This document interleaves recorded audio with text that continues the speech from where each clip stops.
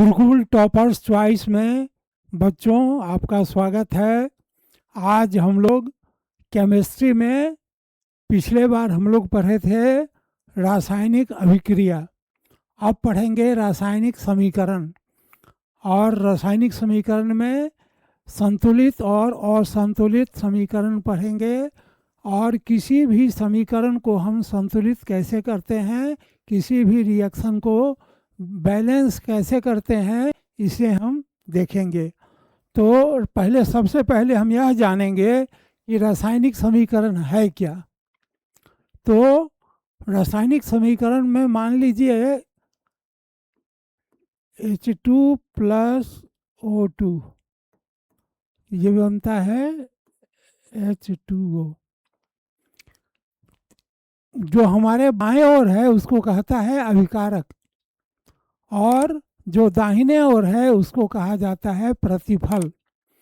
तो रासायनिक समीकरण में क्या होता है कि जो यौगिक या तत्व भाग लेते हैं उनके नाम की जगह उसके बदले हम उसका संकेत लिखते हैं। जैसे ये अभिकारक है, तो अभिकारक है, ये हुआ अभिकारक, और ये हो गया प्रतिफल।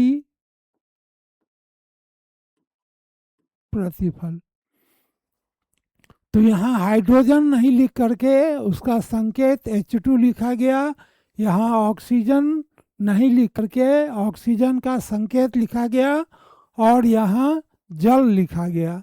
लेकिन ये हमारा समीकरण असंतुलित है, क्योंकि यहाँ पर ऑक्सीजन एक है तो हम पीछे नहीं लिखेंगे, जब लिखेंगे तो आगे लिखेंगे। हाइड्रोजन हमारा 4 हो गया तो यहाँ भी 4 हो गया, ऑक्सीजन 2 हो गया, तो ये हमारा संतुलित हो गया। तो अभी हम लोग यह केवल जाने कि रासायनिक समीकरण किसे कहते हैं। रासायनिक समीकरण में यौगिक या तत्वों का नाम नहीं लिख करके उनका संकेत लिखा जाता है, सूत्र लिखा जाता है, और उसको हम लोग क्या कहते हैं, रासायनिक समीकरण कहते हैं। तो जैसे अब रासायनिक समीकरण संतुलित पहला हुआ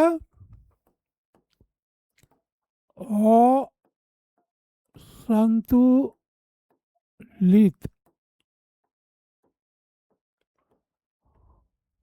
असंतुलित समीकरण, और दूसरा हुआ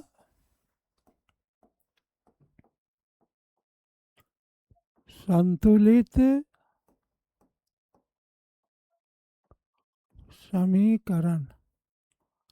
तो जैसा कि हम लोग यहाँ लिखे हैं, असंतुलित में जैसे यहाँ हाइड्रोजन प्लस ऑक्सीजन जल बना, ये असंतुलित समीकरण का उदाहरण हुआ। और इसी को जब हम संतुलित कर दिए,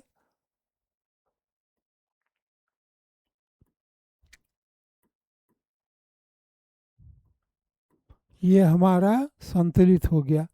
यहाँ पर बाएं और दाएं और क्या होगा, हमेशा तत्वों की संख्या या यौगिकों की संख्या, परमाणुओं की संख्या बराबर होगी।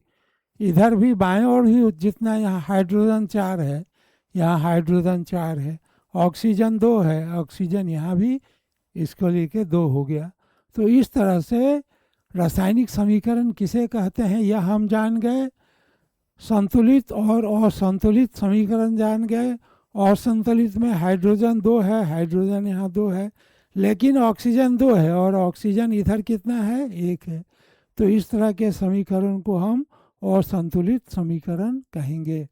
अब हम लोग पढ़ेंगे आगे कि समीकरण को संतुलित कैसे किया जाए, संतुलित समीकरण को संतुलित कैसे करें। तो इसका पहला उदाहरण हो जाएगा H2 प्लस O2 H2O। अब देखिए बायां पक्ष हाइड्रोजन, बायां पक्ष दायां पक्ष, हाइड्रोजन बायां पक्ष में 2 है, दायां पक्ष में 2 है। ऑक्सीजन बायां पक्ष में 2 है, दायां पक्ष में 1 है। तो ये संतुलित नहीं हुआ। तो संतुलित करने के लिए हम क्या करेंगे कि इसके पीछे कुछ नहीं लिख सकते हैं, जो कुछ लिखना है आगे लिखेंगे। इसको हम लोग कहते हैं ट्रायल मेथड। तो ट्रायल मेथड में ट्राई करके देखे कि यहाँ पर अब क्या किए कि 1 के बदले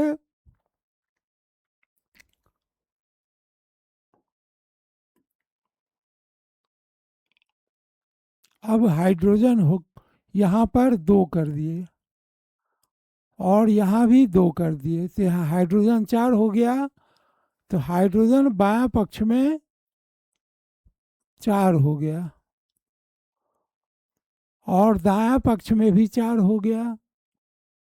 ऑक्सीजन बायां पक्ष में 2 हो गया और दाएं पक्ष में इस 2 लेकर के यह भी 2 हो गया। यह समीकरण हमारा संतुलित हो गया। तो 2H2 plus O2 is equal to 2H2O, ये हमारा समीकरण संतुलित हो गया। अब हम लोग दूसरा समीकरण देखेंगे।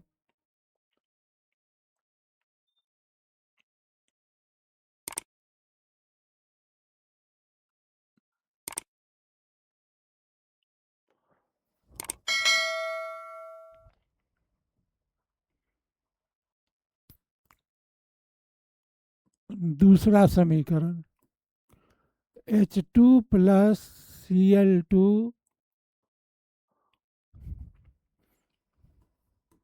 HCl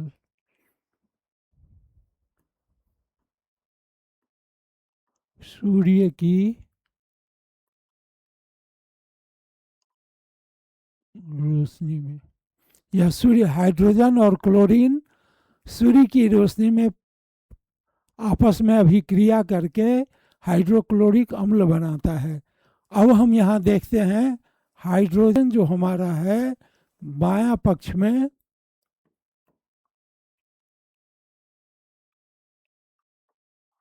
बायां पक्ष हाइड्रोजन 2 है और दायां पक्ष में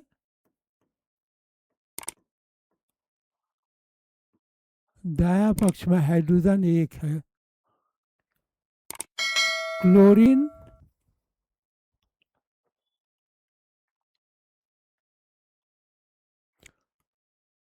Cl2 बाएं पक्ष में 2 है, दायां पक्ष में 1 है।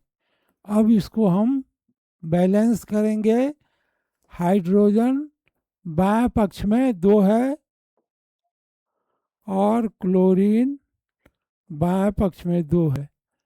अब क्या करेंगे, अगर यहाँ 2 डाल देंगे तो हाइड्रोजन वहाँ भी 2 हो जाएगा और Cl भी 2 हो जाएगा।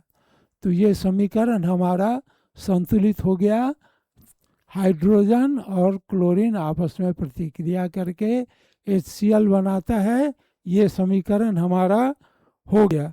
अब तीसरा समीकरण है KClO3 पोटासियम क्लोरेट। इसको गर्म करेंगे, गर्म करने पर KCl plus O2 oxygen gas बनता है। तो ऑक्सीजन बायां पक्ष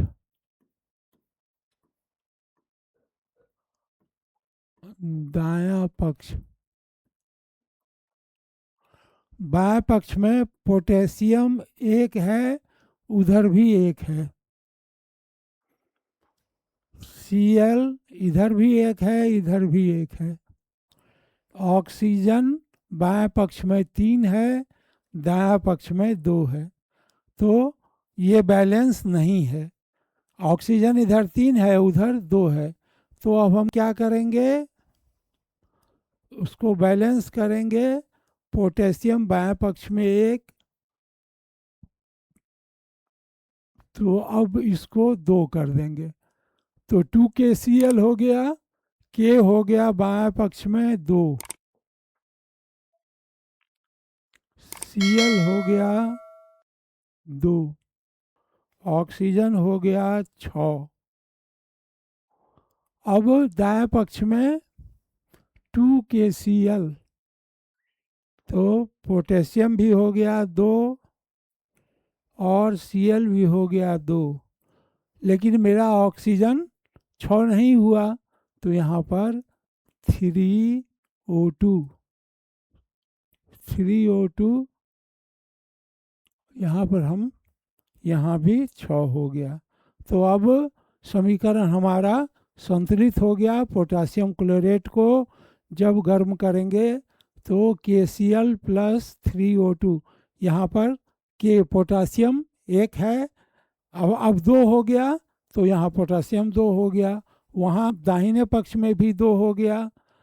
उसके बाद Cl यहाँ 2 हो गया, उधर भी 2 हो गया। ऑक्सीजन 2 गुने 3 6, और वहाँ 3 गुने 2 6, दोनों ओर 6 हो गया। तो इस तरह हम लोगों ने 3 उदाहरण पढ़ा कि समीकरण को संतुलित कैसे करें। अब हम लोग देखेंगे समीकरण 4 देखेंगे। नाइट्रोजन प्लस हाइड्रोजन, अमोनिया, इसको कहते हैं अमोनिया।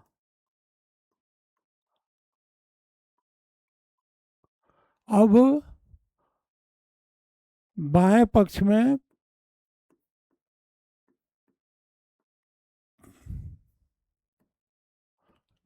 दायां पक्ष नाइट्रोजन बाएं पक्ष में 2 है और दायां पक्ष में 1 है। हाइड्रोजन बाएं पक्ष में 2 है और दायां पक्ष में 3 है। तो अब ये असंतुलित है, ये समीकरण जो है हमारा असंतुलित है। इसको क्या करेंगे कि अगर हम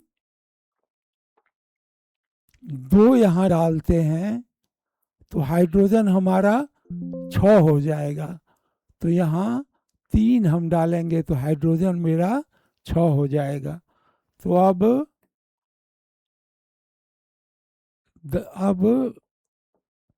यहाँ क्या हो गया, नाइट्रोजन 2 रहा, उधर भी 2 हो गया। हाइड्रोजन बायां पक्ष में 6 हो गया और दाहिना पक्ष में भी 6 हो गया। इस तरह से ये समीकरण हमारा संतुलित हो गया। ये समीकरण हमारा संतुलित हो गया। अब समीकरण सब संतुलित हमारा हो गया। अब आगे हम देखेंगे कि MgCl2CkClO हो ही गया। तो इस तरह से हम लोग समीकरण को संतुलित करना सीख गए। अब हम लोग पढ़ेंगे